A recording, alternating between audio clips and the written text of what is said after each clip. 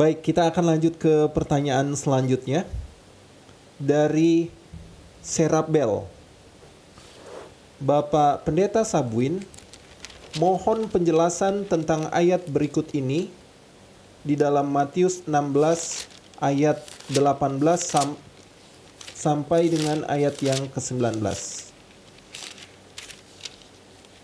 Kita akan baca dulu. Ya, Baik, baca silakan dulu Pendeta. pertanyaannya, nanti kita baca bergantian untuk Matius pasalnya. Boleh dilanjutkan dulu Baik, pertanyaannya. mohon penjelasan tentang ayat berikut ini di dalam Matius 16 ayat 18 sampai dengan ke-19. Apakah ini merujuk kepada gereja yang mula-mula dan denominasi gereja tertentu? Ini pertanyaannya Pak Pendeta. Kita akan bacakan terlebih Kita dahulu ayat. baca dalam Matius 16 ayat ke-18 dan 19. Dan aku pun berkata kepadamu, engkau adalah Petrus, dan di atas batu karang ini aku akan mendirikan jemaatku, dan alam maut tidak akan menguasainya. Kepadamu akan kuberikan kunci kerajaan sorga. Apa yang kau ikat di dunia ini akan terikat di sorga, dan apa yang kau lepaskan di dunia ini akan terlepas di sorga. Silakan pendeta. Terima kasih. Mungkin pertanyaannya adalah apakah yang dimaksudkan sebagai batu karang di atas mana jemaat itu didirikan, apakah itu yang dimaksudkan adalah Petrus? Mungkin itu pertanyaannya juga ya. Karena seperti itu. Lalu kita baca ayat 20. Inti percakapan ini apakah tentang Petrus atau tentang Yesus?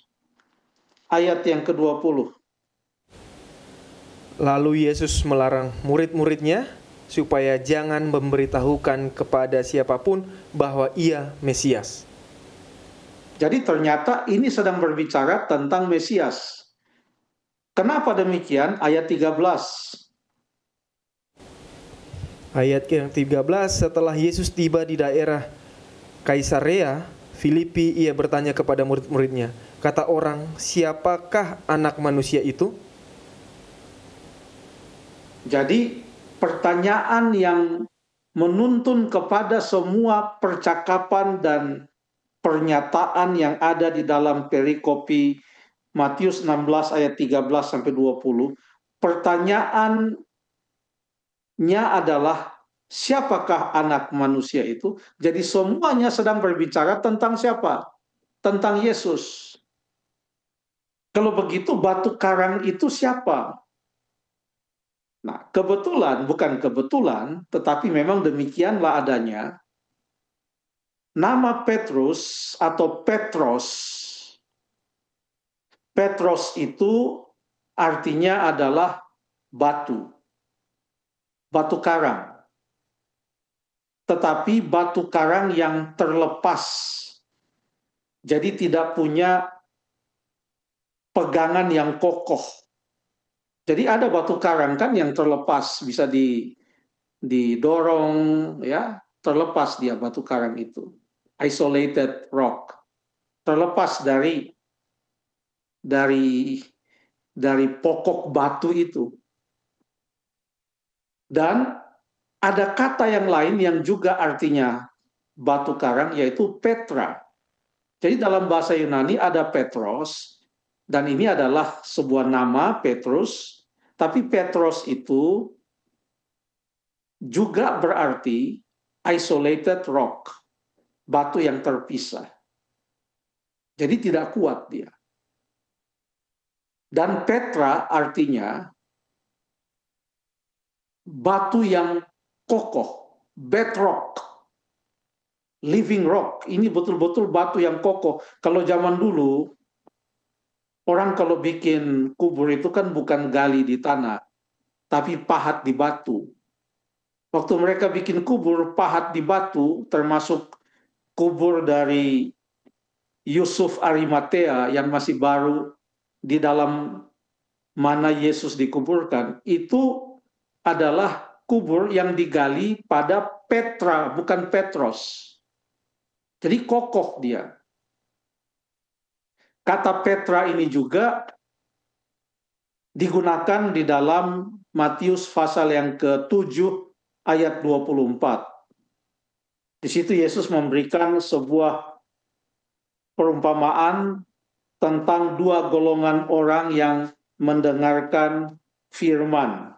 Yesus berkata, setiap orang yang mendengarkan perkataanku dan melakukannya, ia sama dengan orang yang bijaksana yang mendirikan rumahnya di atas batu. Kata batu di sini adalah kata Petra. Dalam Matius 16 yang tadi sudah dibaca, ayat 18, kalau kita mau ganti kata batu karang dengan kata Petra, karena memang itulah bahasa aslinya, maka ayat ini berbunyi sebagai berikut. Dan aku berkata kepadamu, engkau adalah Petrus atau Petros, dan di atas Petra ini aku akan mendirikan jemaatku. Jadi jemaat itu bukan didirikan di atas Petros, tapi jemaat itu didirikan di atas Petra. Petros ya Petrus. Siapa itu Petra? Siapa itu batu karang? Batu karang itu adalah Kristus. Engkau adalah Petros di atas batu karang ini. Bukan itu, tapi ini. Yaitu Yesus. Jemaat itu didirikan di atas Kristus. Bukan di atas Petrus. Demikian pemahaman tentang Matius pasal yang ke-16 ayat 18 dan 19. Dan pada waktu itu belum ada denominasi-denominasi. Yang ada adalah jemaat. Kemanapun saja seseorang pergi di zaman Yesus atau di zaman rasul-rasul di abad yang pertama. Maka kalau itu adalah jemaat yang didirikan Kristus, maka mereka akan menghidupkan kehidupan Kristus. Yang mereka ikuti adalah ajaran Kristus. Hari di mana mereka berbakti adalah juga hari di mana Kristus berbakti pada waktu dia ada di atas dunia ini. Pola hidup mereka adalah pola hidup Kristus. Itulah jemaat yang mula-mula. Orang Kristen yang mula-mula. Dalam buku Kisah Para Rasul, mereka dikenal sebagai pengikut jalan. Jalan. Kenapa disebut pengikut jalan? Karena Yesus pernah berkata, akulah jalan dan kebenaran dan hidup. Itulah jemaat yang mula-mula. Kurang lebih demikian. Terima kasih.